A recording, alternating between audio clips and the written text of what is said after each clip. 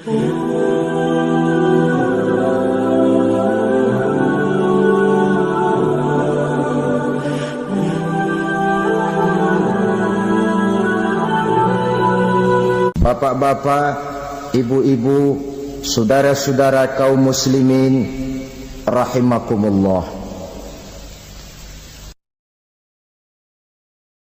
Di dalam kehidupan kita sebagai seorang muslim, minimal 5 kali dalam sehari semalam kita mendengar seruan untuk mendirikan solat yang disebut azan. Ada kalimat menarik di dalam kalimat azan itu, yakni seruan hayya 'alal falah, marilah menuju kepada keberuntungan, marilah meraih kemenangan. Seruan ini adalah kecenderungan dari setiap manusia, apapun warna kulitnya. Artinya, setiap orang dalam hidup selalu ingin meraih dan mencari kemenangan. Kemenangan akan melahirkan kepuasan batin, dan kepuasan batin memberikan kebahagiaan. Sedangkan kekalahan melahirkan penderitaan batin, dan penderitaan batin menjerumuskan seseorang di dalam berbagai bentuk kerugian. Jikalau inilah seruan azan, maka masalahnya ialah apa yang menyebabkan kita meraih kemenangan. Al-Quranul Karim memberikan tuntunan dan ajaran kepada kita bahwa orang-orang yang memperoleh kemenangan itu tidak lain adalah orang-orang yang bertakwa. Hanyalah mereka yang bertakwa kepada Allah Subhanahu wa ta'ala pada akhirnya akan tampil sebagai pemenang. Lalu siapa orang yang bertakwa itu?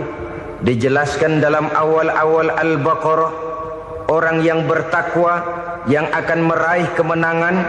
Pertama, allazina yu'minuna bil ghaib, yaitu orang-orang yang beriman kepada yang gaib, percaya bahwa ada alam yang gaib, alam yang abstrak, alam yang tidak bisa dijangkau oleh salah satu daripada panca indera kita. Mereka percaya dan beriman kepada adanya malaikat, beriman kepada adanya iblis dan jin, beriman kepada adanya alam kubur, beriman kepada adanya alam mahsyar, beriman kepada adanya alam akhirat, beriman kepada adanya surga dan neraka. Beriman bukan cuma sekedar beriman dalam ucapan bibir saja, tetapi beriman yang nilai iman itu mampu mewarnai gerak dan gaya hidupnya. Iman yang meresap sampai ke tulang sumsum, kemudian memberikan dampak positif di dalam kehidupan manusia. Alam, kita tahu, adalah sesuatu yang selain Allah, dan Allah bukanlah alam. Apapun namanya selain daripada Allah, itu adalah alam. Alam pada hakikatnya terbagi menjadi dua. Ada alam syahadah, alam nyata, alam konkret, alam yang bisa dijangkau oleh salah satu indera kita. Kemudian ada alam ghaib, alam yang tidak bisa dijangkau oleh panca indera kita, alam metafisika, alam abstrak, alam yang wajib kita imani keberadaannya. Kita percaya bahwa malaikat itu ada, kita percaya kepada jin, bahwa jin itu ada, kita percaya kepada adanya iblis dan setan. Bukan percaya kepada iblis dan setannya, percaya bahwa iblis dan setan itu ada. Itu termasuk salah satu daripada sifat orang yang bertakwa kepada Allah. Saudara-saudara kaum muslimin rahimakumullah, kecenderungan pembangunan yang lebih bersifat materialistis biasanya menggeser aspek kehidupan rohani. Orang berpikir empiri, dan dalam pola pikir yang demikian maka alam gaib tidak lagi mendapat perhatian. Aspek kehidupan yang bersifat rohaniah malah mulai ditinggalkan. Akibatnya terjadilah kepincangan di dalam kehidupan kita. Pernah ada satu pengalaman pribadi. Dalam perjalanan kembali ke tanah air, dalam pesawat di sebelah kanan saya duduklah seorang Jerman, namanya Heiner Simonsen. Iseng saya ajak kenalan, saya ajak ngobrol, saya tanya dia. Saya bilang, Mas Heiner ini, kalau pesawat yang kita tumpangi ini jatuh ke bawah, kira-kira apa yang bakal terjadi, Mas? Dia bilang, kita semua akan mati. Begitu? Iya. Oke. Apa itu mati? Tanya saya. Dia bilang, untuk tahu apa itu mati, kita harus tahu lebih dahulu apa itu hidup. Saya pikir nih bule bisa ngomong juga. Baiklah kata saya. Apa hidup menurut Anda itu? Oh, hidup itu dia bilang, kalau seluruh anggota badan kita bekerja secara normal, paru-paru memompa darah secara normal, jantung berdetak secara normal, sel-sel tubuh bekerja secara fit, dan organisme tubuh hanya mau bekerja secara normal, dia bilang, kalau kita memberi makan yang cukup, menu yang teratur, dan gizi yang lengkap. Saya bilang, kesimpulannya apa, Ner? Dia jawab, hidup adalah dari tangan ke mulut. Life is from the hand to the mouth, kata dia. Hidup adalah dari tangan ke mulut. Jadi masalah hidup tidak lebih daripada masalah isi perut. Orang pergi pagi, pulang sore, peras keringat, banting tulang, perut yang dibelain. Saya bilang, you are wrong. Sampean salah, Ner. Kamu orang Islam bukan? Bukan. Pantas. Kenapa saya salah? Dia bilang, ya jelas salah. Salahnya di mana? Kamu ini manusia. Kalau hidup cuma dari tangan ke mulut, saya bilang, kambing di kampung saya juga begitu pikirannya, Ner. Itu kambing di kampung saya, asal perutnya kenyang, sudah hidup dia. Perkara besok bagaimana, lusa prospeknya macam mana, bulan depan ada apa, kambing nggak pernah mikir. Di kampung saya kambing juga pikirannya begitu. Kamu Kristen ya? Tadinya. Loh kok tadinya, lalu apa sekarang kamu ini? Dia bilang, sekarang saya netral. Saya tidak beragama, tapi saya percaya kepada Tuhan sebagai pencipta alam. Saya ingat benar dia bilang, I haven't any religious, but I believe to God as the creator of the world. Kenapa bisa netral begitu, Ner? Habis saya bingung katanya.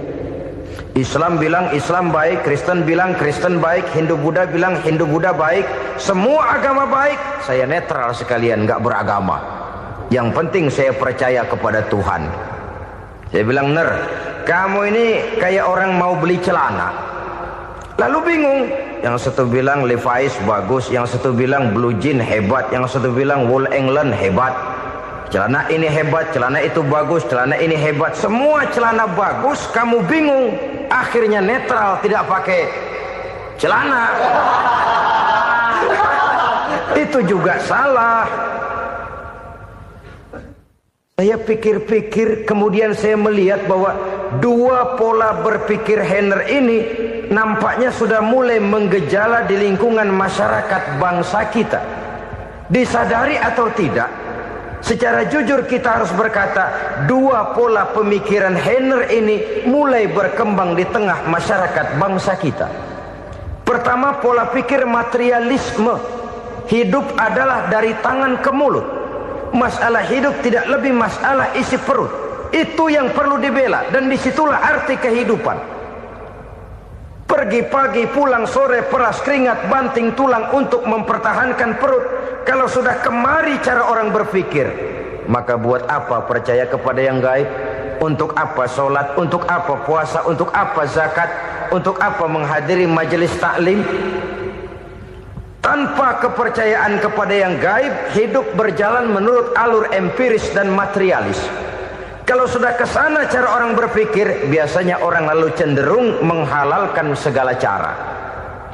Hanyalah orang yang percaya bahwa akhirat ada, hanyalah orang yang percaya bahwa alam kubur itu ada, hanyalah orang yang percaya bahwa malaikat itu ada, hidupnya akan lebih terarah dan terkendali. Karena kepercayaan kepada yang gaib, yang merupakan fase daripada kehidupan setelah hidup yang sekarang ini, mewarnai gerak pribadi seseorang di dalam dia melakukan kegiatan hidupnya. Pola berpikir materialisme, disadari atau tidak, mulai menggejala di lingkungan masyarakat bangsa kita. Hidup tidak lebih dari urusan tangan ke mulut, mulut ke tangan, tangan ke mulut. Asal perut sudah kenyang, hiduplah sudah. Perkara bagaimana prospek hari yang akan datang, bagaimana akhirat, tidak jadi persoalan. Ini yang oleh Nabi diperingatkan, ad-dunya sijnul mu'min wa jannatul kafir.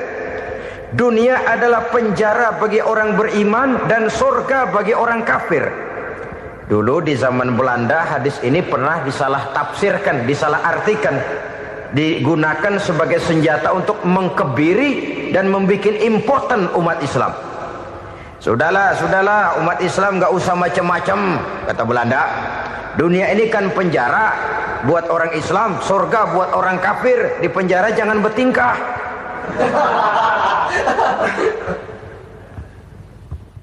Pengertiannya tidak begitu. Dunia adalah penjara bagi orang mukmin. Artinya dalam kehidupan dunia seorang mukmin tidak bebas memperturutkan hawa nafsunya.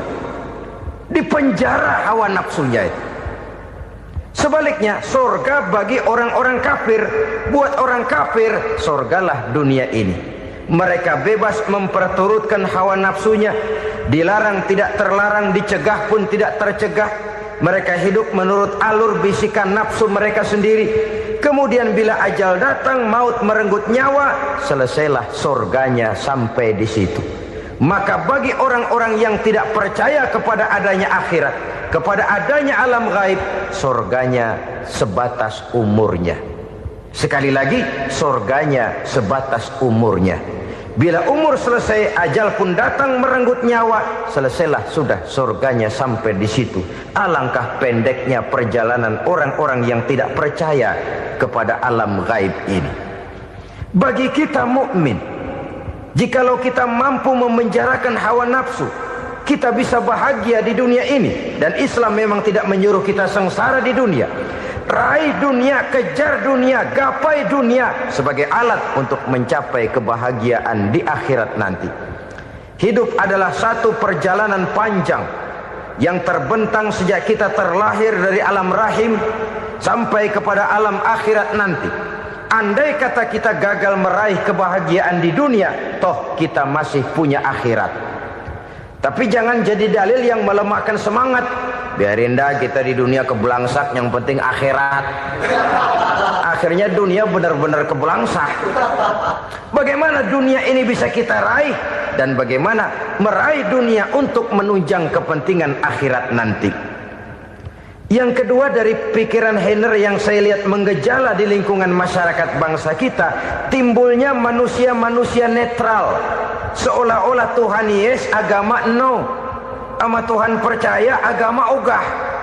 Tuhan ngangguk, giliran agama godeng. Padahal hampir dalam setiap ayat dalam Quran, kata-kata amanu biasanya bergandeng dengan wa amilus sholihat. Iman dan amal soleh.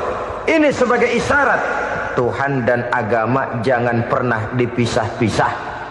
Apabila kita bertuhan, maka kita harus beragama. Apabila kita beragama, maka agama itu harus bersumberkan dari Tuhan yang kita imani itu. Tidak mungkin kita pisah, Tuhan yes, agama no. Sama Tuhan percaya tapi agama bikin sendiri. Sembayangnya cukup bengong 2 jam madep ngulon.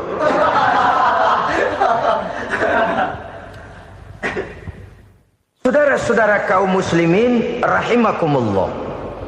Jadi dengan demikian, agama yang kita akui merupakan unsur mutlak di dalam pembangunan sekarang ini, merupakan bagian dari kehidupan yang menuntun kita bahwa di balik alam nyata ini, di balik alam syahadah ini ada alam gaib. Dan mudabbir, murabbi, yang mengatur, yang menguasai, yang memelihara baik dia alam nyata, baik dia alam gaib, tidak lain adalah Allah Subhanahu wa ta'ala. Di sana ada satu super power, satu maha kekuatan yang kita perlu bersandar kepadanya. Sebagai makhluk nyata yang hidup di alam nyata, berbuatlah secara nyata sebagaimana harusnya kita berbuat. Karena Islam jelas bukan agamanya orang pemalas. Islam jelas bukan agamanya orang yang mengajarkan setelah selesai sholat boleh duduk, nggelenggem ayam-ayam, ndelohom, menghitung bintang di langit sambil menunggu keajaiban. Tidak. Islam adalah agama yang mengajarkan apabila sholat sudah selesai kamu kerjakan, bertebaranlah di permukaan bumi, cari karunia Tuhanmu. Jangan hidup berpangku tangan menunggu keajaiban. Karena hidup bukan undian.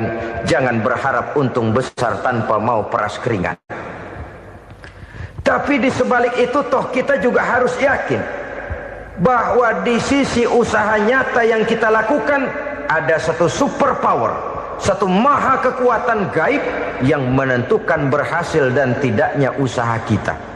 Kepercayaan kepada hal semacam inilah yang mendorong kita untuk mempunyai sandaran vertikal, agar jikalau usaha ini berhasil kita tidak lupa diri dan lupa daratan. Jikalau usaha ini gagal kita tidak putus asa dan buruk sangka, tidak cupik pandangan dan sempit hati, tapi mampu melihat persoalan dengan kacamata putih sambil husnuzon kepada Allah Subhanahu wa ta'ala. Kita percaya malaikat itu ada. Ada yang namanya raqib dan atid, mengawasi gerak hidup kita sampai kepada gerak hati kita. Ini memberikan sugesti agar kita berhati-hati. Tidak sejengkal tanah pun kita bisa berlindung dari pengawasan raqib dan atid. Ada munkar nakir yang akan menyoal kita di alam kubur. Ada malaikat Malik, penjaga neraka. Ada malaikat Ridwan yang menjaga surga. Kita percaya kepada adanya jin, kita percaya kepada adanya setan, iblis. Percaya kepada adanya, bukan mempercayai si setan, si iblis lalu menjadikannya sebagai teman. Tidak. Percaya bahwa mereka itu ada dan merupakan makhluk Allah yang gaib yang diciptakan Allah Azza wa Jalla. Kepercayaan kepada alam gaib memberikan motivasi terhadap gerak lahir manusia, sehingga dengan motivasi kepercayaan kepada yang gaib, gerak lahir jadi lebih terarah, jadi lebih terpelihara. Pernah seseorang bertanya, "Pak, apakah adanya akhirat bisa dibuktikan secara ilmiah?" Saya bilang tidak bisa, tidak bisa. Kenapa? Karena yang berangkat nggak pernah pulang kembali lagi. Kalau dia pulang kemari bisa kita tanya bagaimana enak di sono. Cuma secara moral saya katakan, lebih beruntung orang yang percaya kepada akhirat daripada yang tidak. Sekarang saudara percaya akhirat ada, lalu saudara baik-baik di dunia, sholat, puasa, zakat, menolong orang lain, menebarkan kebajikan. Saudara mati, andai kata akhirat tidak ada, toh dalam hidup saudara sudah berbuat baik. Paling tidak nama saudara akan dikenang sebagai orang baik. Sebaliknya, saudara percaya, kata saya, bahwa akhirat tidak ada, lalu hidup semau-maunya, tenggelam dalam maksiat dan munkarat, menentang Allah, tidak mau ruku dan sujud. Lalu saudara mati, kemudian akhirat ada. Ayo, mau apa? Bekal tidak punya. Jadi secara moral lebih beruntung orang yang percaya kepada adanya akhirat daripada yang tidak percaya. Dan itu alam gaib yang tidak bisa dibuktikan secara eksat. Jangankan untuk membuktikan seperti itu, dalam kehidupan sehari-hari saja yang kita rasakan tidak selalu berbentuk toh. Angin, bagaimana sih bentuknya angin? Kita tidak tahu. Amer Buktinya kalau dikerok merah. Yang merah itu kulit, yang kulit kita bukan anginnya. Sakit, rasa sakit itu ada, tapi bagaimana bentuk sakit kita nggak pernah tahu. Kalau kita makan cabai pedas, bagaimana bentuk pedas itu tidak ada, tapi rasa ada. Bentuk pedas hijau, cabenya bukan pedasnya. Tidak semua yang kita rasakan bisa kita gambarkan dalam bentuk yang konkret. Oleh karena itu, sekali lagi bahwa kepercayaan kepada alam yang gaib mampu memberikan satu sugesti yang menata kehidupan seseorang lebih lurus, lebih terarah, dan lebih terkendali. Maka wajar kalau kepercayaan kepada yang gaib mengantarkan seseorang untuk meraih kemenangan. Kenapa? Dia percaya kepada yang gaib, bahwa akhirat ada, bahwa alam kubur ada, bahwa pertanggungan jawab itu ada. Maka dia lalu tidak hidup saenae udele dewe, gitu loh. Tidak hidup menurut seleranya sendiri, terarah, teratur. Ini cirinya yang pertama. Orang bertakwa yang akan meraih kemenangan, mereka beriman, mereka percaya kepada yang gaib. Bahkan hal-hal konkret saja selalu berangkat dari yang gaib. Saudara-saudara, para remaja, para pemuda sekarang ini tidak pernah tahu toh siapa yang akan jadi teman hidup saudara. Kita bisa saja ngerancang, mentargetkan, tapi toh akhirnya yang namanya jodoh bukan kekuasaan kita. Rezeki di luar kemampuan kita. Begitu juga ajal, maut, jodoh, ajal adalah contoh-contoh konkret bahwa pada akhirnya yang gaiblah yang menentukan. Bertahun-tahun ngelancong, emang jodoh seret nggak jadi.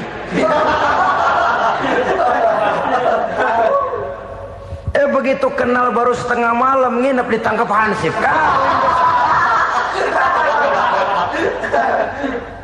Hal-hal semacam itu kadang-kadang kita berpikir suuzon, gile, perempuannya cakep banget, lakinya rebek amat.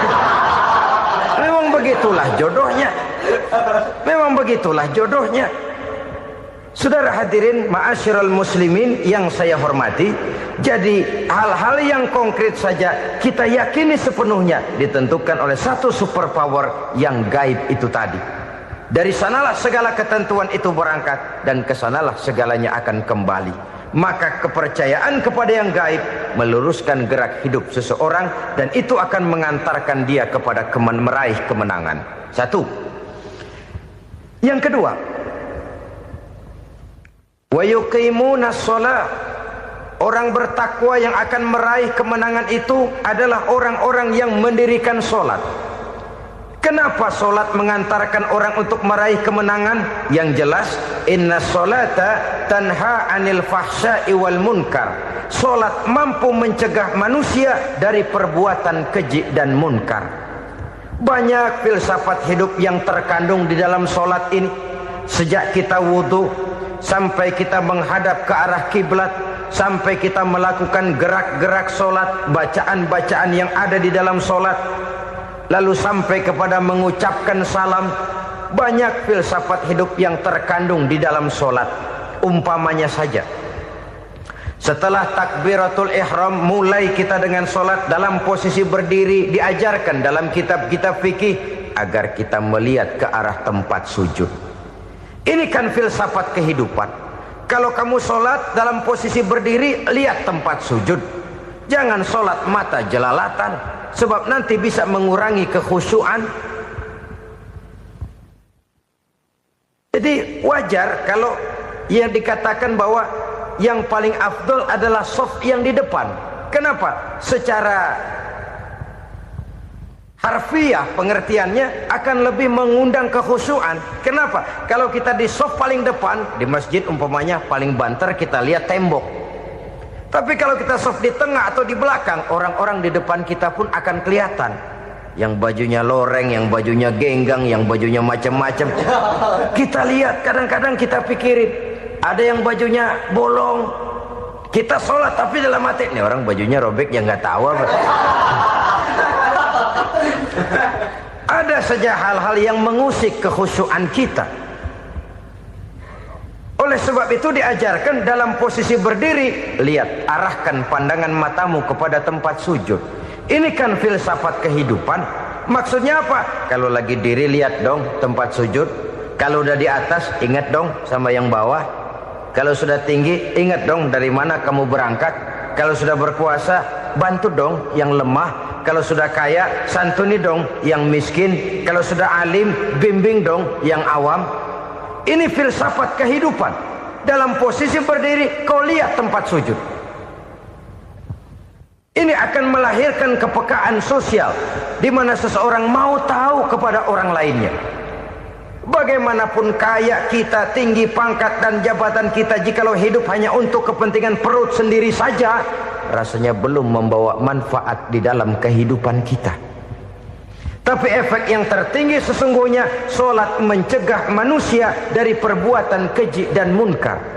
Perbuatan keji dan munkar, walaupun kelihatannya mendatangkan uang, membawa keuntungan, tapi itu keuntungan semu, keuntungan sementara. Dengan menipu orang lain kita bisa dapat untung, tapi tidak membawa berkah. Dan itu adalah kerugian besar dalam kehidupan kita. Maka untuk meraih kemenangan, harus dimulai dengan membentuk kepribadian yang tegar, memiliki sandaran vertikal yang langsung kepada Allah Subhanahu wa ta'ala. Dan itu hanya bisa kita tempuh melalui jalur ibadah formal yang sudah ditentukan Allah, yakni solat yang 5 waktu. Untuk memperkuat itu, ada solat-solat sunnah, rawatib, nawafil, sebagai terminal-terminal kontrol cadangan untuk memelihara stabilitas temperatur batin di dalam kita berhubungan dengan zat yang maha gaib, yaitu Allah Subhanahu wa ta'ala. Orang sering bertanya, Pak, itu tetangga saya nggak sholat, duitnya nggak habis-habis, Pak. Nggak sholat tapi mobilnya tambah terus. Nggak sholat tapi usahanya makin maju. Tapi di sisi lain ada orang yang rajin sholat, rezekinya butak bener. Anaknya mana kurus, mana korengan. Saudara hadirin, ma'asyiral muslimin rahimakumullah. Harus saya katakan bahwa solat memang bukan untuk cari duit. Solat adalah sandaran vertikal kita kepada Allah. Sedangkan soal rezeki itu berkaitan dengan sifat Allah maha pengasih dan maha penyayang. Allah maha pengasih, siapapun dikasih kalau mau usaha. Allah maha penyayang, tidak semua orang disayang oleh Allah Azza wa Jalla.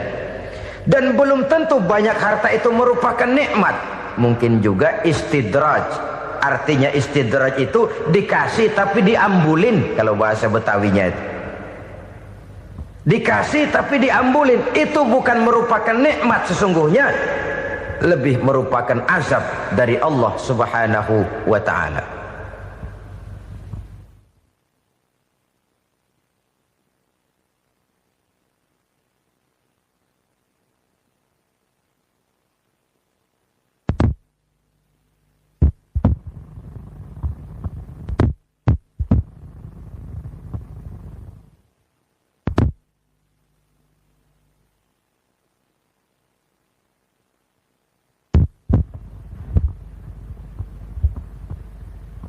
Agama mempunyai sistem solat, dan kita umat Islam telah dituntun oleh Allah Subhanahu wa ta'ala yang wajibnya 5 kali dalam sehari semalam mendirikan solat, dan itu tentu berada dalam jangkauan kemampuan manusia. Pada awalnya barangkali kita memang merasa solat itu satu kewajiban, tapi semakin kita hayati makna, manfaat dan filsafat yang terkandung di dalam ajaran solat, semakin sampai kita kepada keyakinan bahwa solat adalah keperluan kita. Sehingga pada waktu tertentu dinilai puncaknya, kita tidak lagi akan berkata saya wajib solat, tapi kita akan berkata saya perlu solat. Kalau kita sudah merasakan itu adalah keperluan kita, nah di sanalah kita baru akan merasakan ruginya kalau hal itu tidak kita laksanakan. Sepanjang kita masih berkata saya wajib sholat, kita akan lebih merasakan dia sebagai beban ketimbang sebagai keperluan. Yang jelas Allah tidak memerlukan ibadah yang kita laksanakan ini. Dengan kata lain,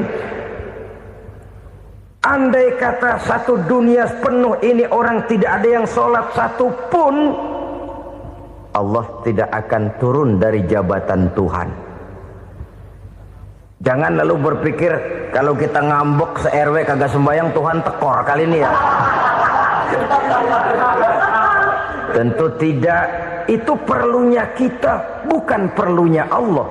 Dan pada induknya kita akan berkata saya perlu agama.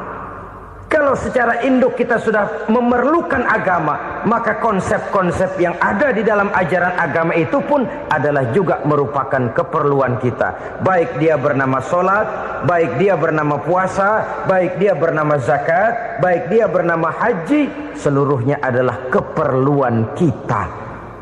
Dan sesuatu yang kita perlukan apabila tidak kita laksanakan akan melahirkan kerugian di dalam kehidupan.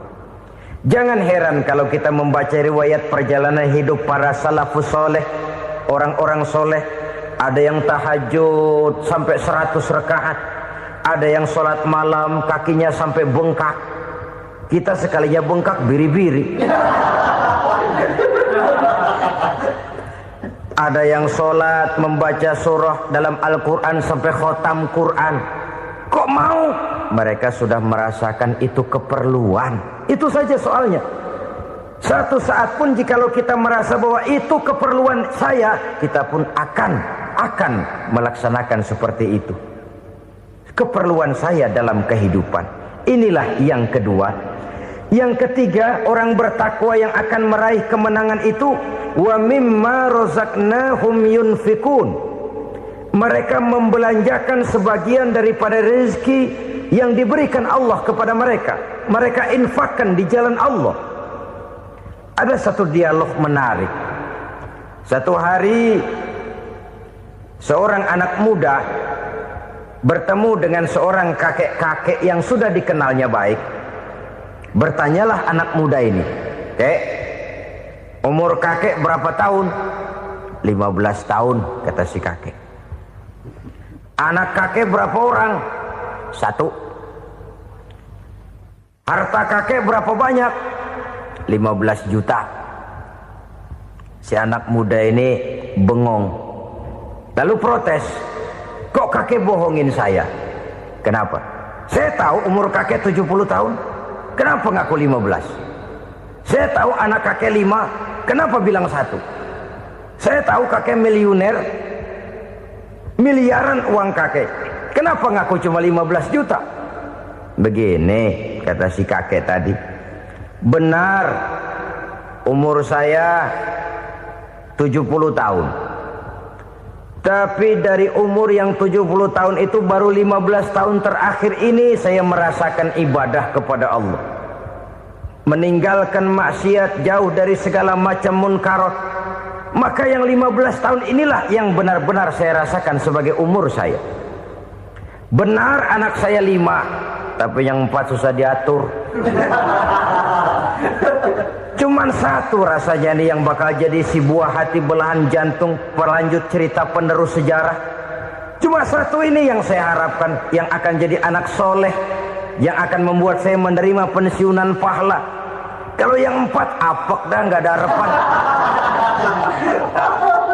Yang 1 nyekek botol melulu. Oh begitu, iya. Lalu kenapa kakek bilang harta kakek cuma 15 juta padahal saya tahu kakek uangnya miliaran, depositonya banyak? Ya karena 15 juta itulah yang saya ingat yang pernah saya belanjakan di jalan Allah. Saya merasa itulah harta saya yang sebenarnya. Yang miliaran yang saya simpan di bank kelak kalau satu saat saya mati akan jadi rebutan di antara anak-anak saya. Iya kalau anak saya soleh kayak yang 1 ini. Kalau yang 4 tadi udah tulen dia bakal berantem dah berebut tuh. Jadi 15 juta yang saya belanjakan di jalan Allah inilah yang saya merasakan benar-benar harta saya yang sesungguhnya. Dialog ini patut menjadi bahan renungan kita bersama. Diberikan kita umur 40, 50, 60, 70, 80. Berapa tahun dari umur yang diberikan itu yang jalan mulus, yang kita gunakan untuk melaksanakan ibadah? Banyak harta kita simpan di bank, di lemari, di dompet, di tas. Tapi berapa yang sudah kita depositokan di jalan Allah yang akan menemani kita di hari kita kembali nanti? Maka orang bertakwa yang akan meraih kemenangan, wa mimma razaqnahum yunfikun, mereka membelanjakan sebagian dari rezeki yang diberikan Allah di jalan Allah Subhanahu wa ta'ala. Ma'asyiral muslimin rahimakumullah. Zahirnya memang kita memberikan kepada orang lain, tapi hakikatnya kita menyimpan untuk diri kita sendiri. Kita memberikan kepada yatim piatu 25.000. Zahirnya kita memberikan si yatim, hakikatnya kan kita cuma nyimpan. Saya berikan, titip kepadamu, ini untuk saya di akhirat. Kau boleh belikan baju, kau boleh belikan untukmu makan, kau boleh bayarkan sekolahmu. Ini untuk saya. Hakikatnya kita nyumbang masjid 1 juta, zahirnya kita berikan kepada panitia masjid, tapi hakikatnya kan cuma titip 1 juta ya, untuk saya di alam kubur nanti. Silahkan kau boleh belikan semen, ini uang, belikan besi, belikan pasir. Saya cuma sekedar titip untuk kepentingan saya. Hakikatnya kita cuma sekedar menitip. Sebagaimanapun pada hakikatnya, apapun yang kita miliki dalam kehidupan kan cuma sekedar hak guna pakai, bukan hak milik mutlak. Harta kita, rumah kita, kendaraan kita, kebun kita, pabrik kita, hak guna pakai saja. Hak milik mutlak cuma untuk Allah Subhanahu wa ta'ala. Saudara-saudara kaum muslimin rahimakumullah. Ini yang ketiga. Kemudian yang keempat, orang-orang bertakwa yang akan meraih kemenangan, allazina yu'minuna bima unzila ilaika. Mereka yang beriman, mereka yang percaya kepada apa yang telah diturunkan kepadamu Muhammad, ay Al-Quran, yakni Al-Quranul Karim. Setelah percaya kepada yang gaib, mendirikan solat, kemudian menginfakkan sebagian dari rezeki yang diberikan Allah, mereka juga lalu percaya kepada yang diturunkan terhadap Nabi, yaitu tidak lain Al-Quranul Karim. Sekali lagi di sini, percaya bukan hanya sekedar percaya saja, tetapi percaya lalu menjadikan Al-Quran itu sebagai pedoman hidup. Sebab memang Al-Quran itu adalah GBHM, garis-garis besar haluan muslim. Apa yang harus kita lakukan, apa yang harus tidak kita lakukan, bagaimana mestinya kita bertingkah laku dan berbuat, seluruhnya tercantum di dalam Al-Quranul Karim. Itu sebabnya ketika satu hari Aisyah ditanya bagaimana akhlak Rasul, beliau menjawab, kana Rasulullah sallallahu alaihi wasallam khuluquhul Quran. Akhlak daripada Rasulullah tidak lain adalah Al-Quran. Jawaban simpel ini memberikan gambaran bahwa keseluruhan daripada konsepsi Quran sudah diterjemahkan dalam kehidupan Rasulullah sallallahu alaihi wasallam. Karena kita tahu akhlak adalah keseluruhan dari gerak hidup manusia. Sejak ia berpribadi, berumah tangga, bertetangga, bermasyarakat, sampai kepada berbangsa dan bernegara, Al-Quran tetap memberikan sentuhan nilainya. Oleh karenanya, orang-orang yang bertakwa adalah orang-orang yang menjadikan Al-Quran sebagai pedoman dalam kehidupannya. Dan kita yakini Al-Quran diturunkan kepada Nabi Muhammad bukan merupakan produk Nabi Muhammad. Isi dan redaksinya langsung dari Allah Subhanahu wa ta'ala. Kemudian cirinya yang kelima, orang bertakwa yang akan meraih kemenangan itu, wa ma unzila min qablika. Tidak hanya sekedar percaya kepada yang diturunkan terhadap Nabi Muhammad, yaitu Al-Quran, mereka juga percaya kepada apa yang pernah diturunkan kepada para nabi, kepada para rasul sebelum Nabi Muhammad. percaya kepada adanya suhuf, percaya kepada adanya Taurat, percaya kepada adanya Injil, percaya bahwa Allah dahulunya sudah menurunkan Taurat kepada Musa, percaya bahwa Allah sudah menurunkan Injil kepada Isa, percaya Injil ada, Taurat ada, diturunkan Allah untuk Isa dan Musa, tetapi tidak wajib mengamalkannya karena kita sudah diberikan Al-Quranul Karim. Ini yang perlu saya garis bawahi. Kita percaya Allah telah menurunkan Injil dahulu kepada Isa. Kita percaya bahwa Allah telah menurunkan Taurat dahulunya kepada Nabi Musa. Kadang-kadang ini dijadikan dalih, dikacaukan pengertiannya. Quran saja mengajarkan bahwa orang yang bertakwa harus percaya kepada Injil, maka pakailah Injil. Apalagi kalau ayat sebelumnya ditilap, dihapus, dihilangkan, Injilnya yang ditekankan, maka akan terjadilah penekanan yang salah arah. Karena salah arah akhirnya bisa merusak dan menghancurkan akidah. Ketika Rasul suatu saat pernah ditanya orang, "Ya Rasul, bagaimana sikap kita sebagai muslim terhadap Injil yang ada sekarang?" Beliau menjawab, "La tukadzibuhu jami'an wa la tusaddiquhu jami'an." Jangan didustakan seluruhnya, jangan juga dibenarkan semuanya. Artinya, ini sudah merupakan gambaran dari Rasul bahwa dalam Injil yang ada sekarang masih ada ajaran-ajaran tauhid yang dibawa oleh Nabi Isa dan diajarkan kepada umatnya. Tapi juga dalam Injil yang sekarang ini sudah terkena intervensi dan investasi manusiawi. Karena itu Rasul menyimpulkan, la tukadzibuhu jami'an wa la tusaddiquhu jami'an. Jangan didustakan semua, jangan dibenarkan seluruhnya. Kita memang percaya Allah telah menurunkan Injil kepada Nabi Isa dulu, tapi kita tidak wajib mengamalkan Injil. Kita percaya Allah telah menurunkan Taurat kepada Nabi Musa, tapi kita tidak wajib mengamalkan kitab ajaran Taurat. Yang wajib kita percayai dan kita amalkan hanyalah Al-Quranul Karim. Kenapa? Oleh karena baik yang ada di dalam Taurat, baik yang ada di dalam Injil, tentu tercakup di dalam Al-Quran sebagai kitab terakhir yang diturunkan oleh Allah Subhanahu wa ta'ala. Dan itu wajar. Kalau seorang pejabat mau mengeluarkan satu keputusan baru, tentu dia harus meninjau keputusan-keputusan lama. Andai kata dianggap tidak berlaku, dianggap tidak relevan lagi, maka keputusan-keputusan lama itu tentu sudah dianggap tidak berlaku. Sebagian daripada aturan-aturan dalam keputusan lama yang masih dianggap relevan tercantum dalam keputusan baru yang wajib diamalkan.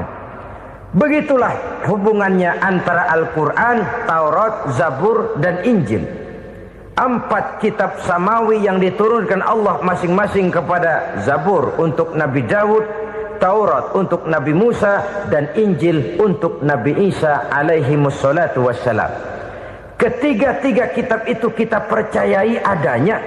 Kita yakini Allah telah menurunkan Zabur, Taurat, dan Injil. Tapi kita tidak wajib mengamalkannya. Yang wajib kita mengamalkannya sekarang ini tidak lain hanyalah Al-Quranul Karim saja. Karena ia mencakup apa yang ada di dalam Zabur, apa yang ada di dalam Taurat, dan apa yang ada di dalam Injil. Keotentikannya bisa dipertanggungjawabkan. Ya, tapi kan Nabi Muhammad sudah mati 14 abad yang lalu, dan di zaman beliau Al-Quran kan belum dikodifikasikan, belum ditulis. Bagaimana keotentikannya bisa dipertanggungjawabkan? Mudah saja. Allah berjanji, "Inna nahnu nazzalna dzikra wa inna lahu lahafizun." Kami yang menurunkan Al-Quran dan kami yang akan menjaga dan memeliharanya. Allah turunkan Quran, Allah menjaganya. Bagaimana cara Allah menjaga Al-Quran itu? Banyaknya orang-orang yang hafaz Al-Quran. hafaz Al-Quran 30 juz, 114 surah, 6.666 ayat. Sehingga jangankan satu kata, jangankan satu ayat, satu kalimat saja berubah, sudah akan timbul reaksi dan mudah dimengerti. Kenapa? Banyak orang-orang yang hafaz Al-Quran. Sedangkan pada setiap akhir tahun biasanya malaikat Jibril selalu mengadakan checking terhadap ayat-ayat yang diturunkan pada waktu itu. Di zaman Nabi sendiri sudah ada usaha kodifikasi. Dan yang lebih luar biasa lagi, sampai hari ini tidak seorang pun mampu membuat satu ayat saja semacam Al-Quran. Ke bahasa manapun dia diterjemahkan, naskah aslinya tetap ikut, rujukan dasarnya tetap ada. Berdasarkan itu, maka tidak mungkin terjadi penyelewengan terhadap atau pemalsuan terhadap ayat-ayat Al-Quranul Karim. Kesuciannya, keotentikannya, kemurniannya bisa dipertanggungjawabkan. Ma'asyiral muslimin rahimakumullah. Oleh karenanya, konsepsi dasar daripada ajaran Islam ini memang tidak lain adalah Al-Quran dan Sunnah. Isi daripada agama Islam yang merupakan iman, Islam dan ihsan, konsepsi dasarnya tidak lain adalah Al-Quran dan Sunnah Rasulullah Sallallahu Alaihi Wasallam. Maka yang kita perlukan sekarang ini adalah terjemahan Al-Quran di dalam kehidupan kita. Dengan demikian, maka gaya kehidupan yang lebih Qurani itulah yang kita dambakan. Kita perlu memang terjemahan Quran dalam bahasa Inggris, dalam bahasa Belanda, dalam bahasa Jepang, tapi yang lebih kita perlukan adalah terjemahan Quran di dalam kehidupan kita. Konsekuen, tidak memanipulasi, ringan sama kita jinjing, berat sama kita pikul. Jangan kalau lempengan ayat Quran tuh kira-kira enak diamalin, keras teriakan kita. Giliran kira-kira ayat Quran itu mukul kepala kita sendiri, diam kita. Itu ciri yang pernah disindir Allah dalam awal-awal Baqarah juga. Ciri beragamanya orang yang munafik. Kullama adha'a lahum masyawfi, kata Allah. Wa iza azlama alaihim qamu.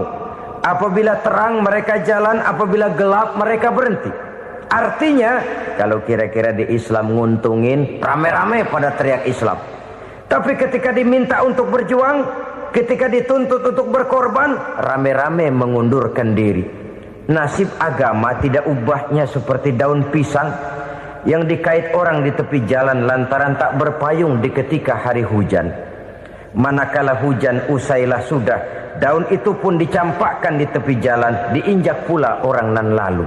Artinya, orang menjadikan agama cuma sebagai lipstick, decoration only, tidak konsekuen. Hanya pada saat-saat kelihatannya Islam membawa keuntungan, rame-rame orang teriak-teriak tentang Islam. Tapi jikalau diminta berjuang, jikalau dituntut untuk berkorban, biasanya rame-rame juga mengundurkan diri. Jangan heran kalau mayoritas hitungan kita, tapi minoritas peranan kita. Kuantitas kita dalam jumlah, tapi dalam kualitas kita lebih sering jadi penonton daripada jadi pemain. Padahal itu sangat tidak boleh terjadi. Umat Islam di Indonesia harus bangkit. Umat Islam di Indonesia harus sadar akan keberadaannya. Tidak boleh hanya jadi penonton berpangku tangan. Karena memang agama kita juga mengajarkan untuk konsekuen di dalam menjabarkan ajaran-ajaran daripada agama kita.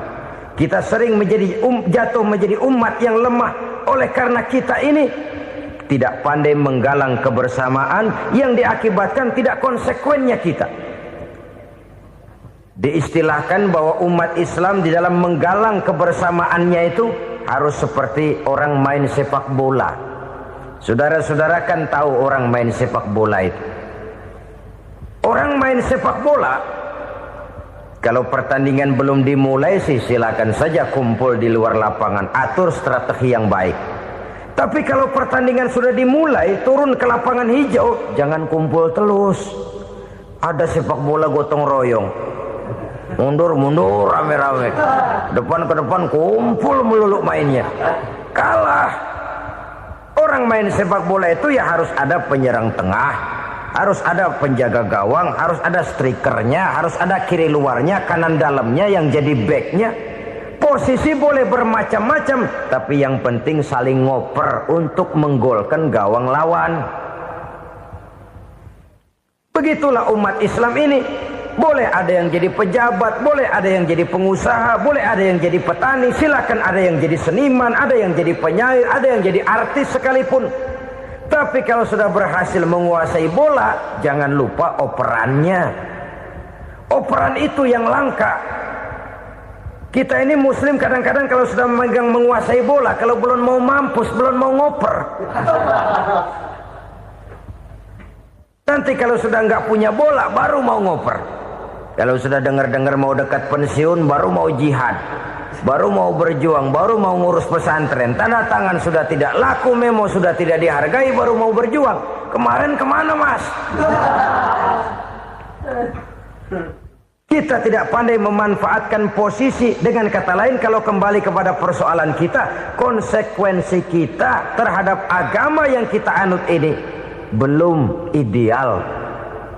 Kita masih lebih sering berislam ini pada saat-saat yang menurut perhitungan kita membawa keuntungan.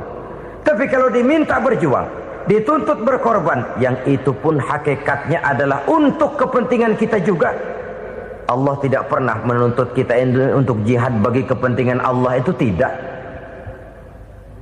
Berjuang menegakkan agama Allah, apakah untuk kepentingan Allah? Tidak. Untuk kepentingan kita. Sebab nilai-nilai jihad itu pada akhirnya akan membawa kita kepada suatu kebahagiaan. Setidaknya kalau tidak di dunia, tentu di akhirat sebagai syahid. Oleh karena itu, pada bagian akhir ini saya ingin mengajak, marilah kita konsekuen. Sekali kita berkitabkan Al-Quranul Karim, mari dia kita jadikan pedoman. Jangan cuma kita jadikan sebagai penghias dinding, pelengkap rumah, bahwa di rumah kita ada Al-Quran, tapi yang baca kecoa. Habis pada bolong tuh Quran. Yang penting kan punya Quran. Ditaruh di pintu rumah. Biar apa? Biar kuntilanak kagak masuk katanya. Ya apa itu nasib Quran, cuma kerjanya jaga pintu, ngusir kuntilanak, ngusir memedi. Bagaimana kita hidup menurut tuntunan Al-Quran? Kadang-kadang tidak pernah menjadi masalah bagi kita. Maka bagaimanakah Al-Quran akan mungkin membawa keberkahan dalam hidup kalau ajarannya kita injak-injak dalam keseharian kita? Mewujudkan gaya hidup yang lebih Qur'ani, itulah yang akan kita rintis di dalam kehidupan kita. Bertahap, step by step, menurut kemampuan yang ada pada kita. Jika jalan ini tidak bisa kita selesaikan, percayalah akan ada generasi penerus yang akan melanjutkan usaha dan cita-cita mulia itu. Jadi percaya kepada Taurat, percaya kepada Injil, sekadar percaya Allah dahulunya sudah menurunkan itu. Tapi kita tidak wajib mengamalkannya. Kenapa? Generasi Injil masa berlakunya sudah kedaluarsa. Taurat masa berlakunya sudah kedaluarsa. Injil pernah berlaku untuk orang Nasrani di zaman Nabi Isa. Taurat pernah berlaku untuk orang Yahudi di zaman Nabi Musa. Setelah generasinya berlalu, datang Rasul penutup yang membawa Al-Quranul Karim. Maka Al-Quran itulah yang berlaku menjadi pedoman sampai hari akhir nanti. Jangan jauh dari Al-Quran, karena apabila ini kita lakukan, maka kita akan kembali kepada satu gaya hidup yang jauh dari tuntunan agama. Dan itu artinya kita akan semakin jauh untuk meraih kemenangan. Saudara-saudara kaum muslimin rahimakumullah. Yang keenam, yang terakhir, orang-orang bertakwa yang akan meraih kemenangan itu, wabil akhirati hum yuqinun. Mereka percaya, mereka yakin seyakin-yakinnya akan adanya hari akhir,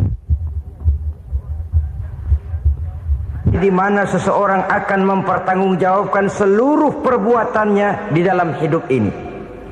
Dan tidak ada satu perbuatan yang bagaimana kecilnya sekalipun yang tersembunyi dalam pandangan manusia yang tidak akan dibukakan persoalannya di mahkamah Qadi Rabbul Jalil di akhirat nanti.